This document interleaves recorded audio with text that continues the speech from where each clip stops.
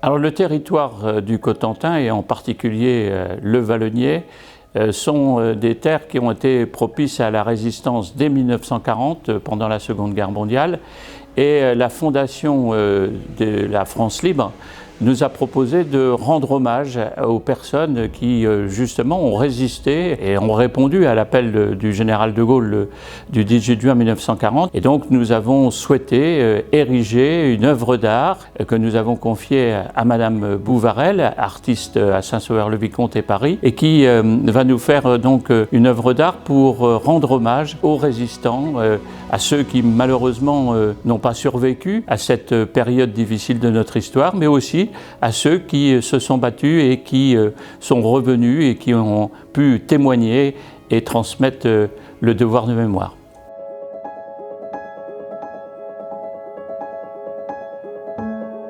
Le cahier des charges qui était imposé par la préfecture avec une contrainte extrêmement forte, celle de faire figurer la croix de Lorraine. J'en ai fait une priorité finalement et au lieu de la mettre dans un petit coin, de la cacher, parce qu'il faut quand même le dire, c'est un signe qui est très prégnant. Je me suis dit, voyons, je vais essayer de transposer cette croix dans un élément végétal pour en saisir, pour lui donner encore plus de force, de présence et de vitalité. Donc j'ai eu l'idée tout simplement de prendre une feuille. Elle a la particularité de voir sa nervure, c'est-à-dire sa structure, se transformer en croix de Lorraine. On arrive à quelque chose d'un peu naturel, mais pas vraiment. Donc voilà, ça permet à cette croix de rayonner, d'arriver à une dimension quasi spirituelle. Le thème le permet. Alors j'ajoute une chose, c'est qu'il ne faut pas s'arrêter à l'image de la feuille, c'est beaucoup plus qu'une feuille. Le choix de la feuille a été aussi motivé par les derniers mots dans l'appel du 18 juin du général de Gaulle. Quoi qu'il arrive, la flamme de la résistance continuera à briller. J'ai fait de cette feuille une flamme, une espèce de torche,